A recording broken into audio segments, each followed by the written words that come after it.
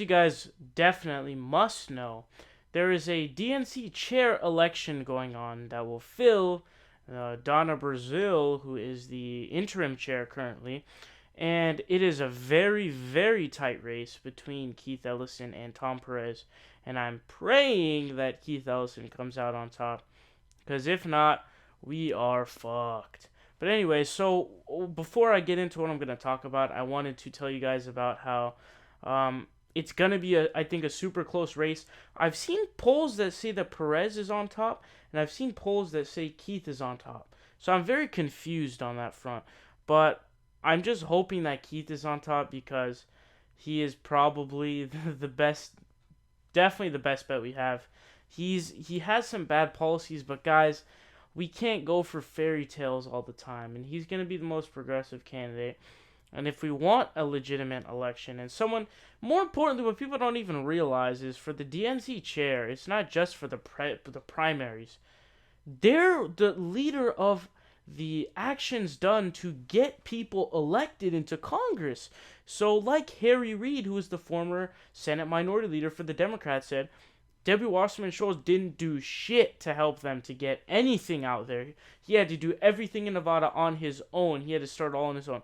This is the Senate Minority Leader who's a corporate dude. He's not going to lie about Debbie Wasserman Schultz, who I would think would be his best friend, his closet, millionaire. Not the case, obviously. So, if you want a good DNC chair, you need someone who knows how to get out there and moreover wants to get out there and people have a somewhat liking for. So I hope that Keith Ellison wins. I really, really am hoping that Keith Ellison wins because I don't want Tom Perez winning. Tom Perez superbly establishment, and he has not admitted anything at all. He's pro TPP, he's pro Israel, all this and all that. It's disgusting. So the dude is massively corporate and establishment. But anyway, so moving on from that, here's something interesting. It's an op-ed from a contributor named Alan Dershowitz. And I don't really know the guy. I think that I've heard of his name because of something similar to this in terms of being a shill, a Hillary shill. But we're going to go a little into depth on this. And he's basically made an op-ed literally entitled, I Will Leave the Democrats If Keith Ellison is Elected as Chairman. I don't know why you would leave if Keith Ellison is elected chairman, because Keith Ellison didn't even raise his hand when the moderator asked, if you believe that the primary was rigged, raise your hand. And he wasn't there, but Sam Run's the only person who believes that. But Keith didn't raise his hand. Keith has really terrible foreign policy. So this guy is not some kind of utopian, freaking king or some kind of, fairy tale, dreamland, ideal guy. But in the case, he's currently the more progressive candidate for sure. So automatically your comment is just stupid. You're clearly either a radical centrist or just an idiot. I don't know what to tell you. But here's something interesting. So he brings up this, and here's what he says. Ellison has a long history of sordid association with anti-Semitism.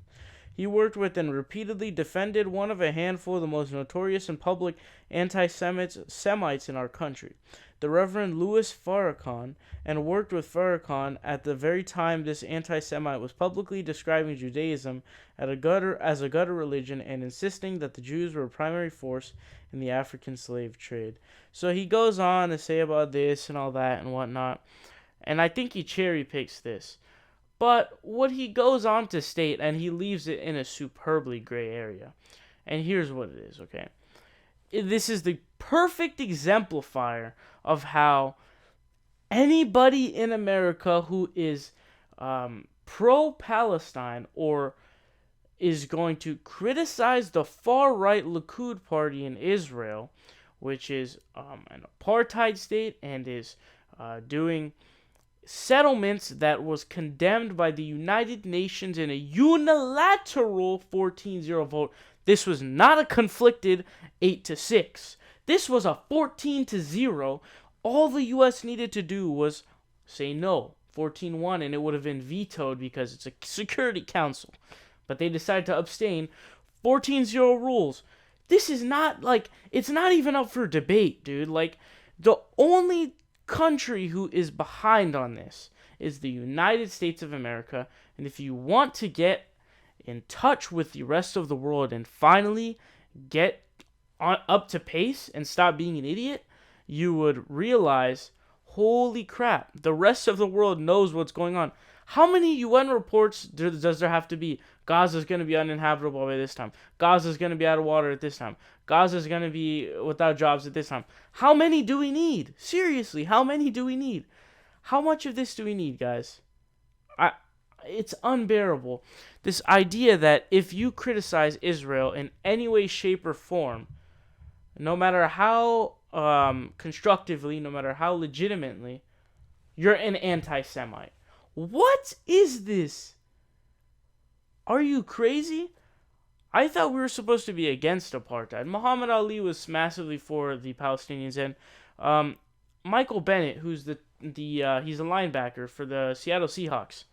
He was set to go to Israel, and the Israel Times said that there was an Israel government thing that would try to get the opinion change of the people. And he's like, no, I'm not going.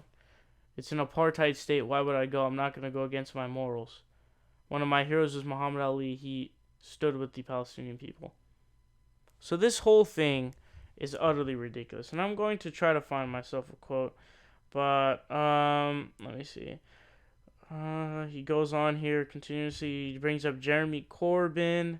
He continues to... Okay, here's what he said. So tomorrow, the Democrats must choose between electing Ellison or keeping centrist liberals.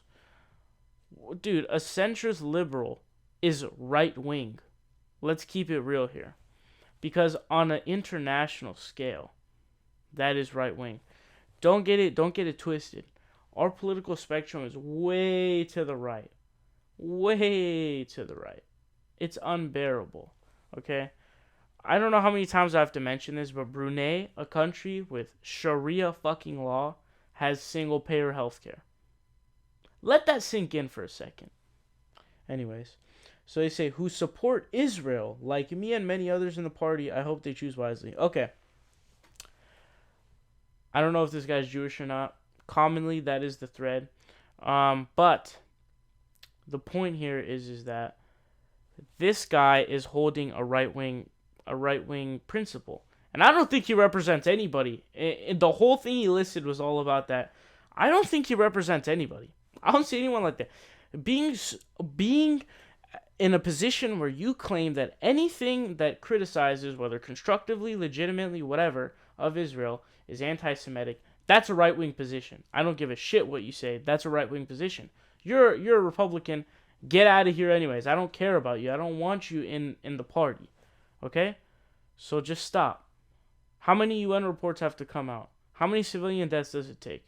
How many Benjamin Netanyahu and other officials saying they want to genocide the Palestinians? How long is it?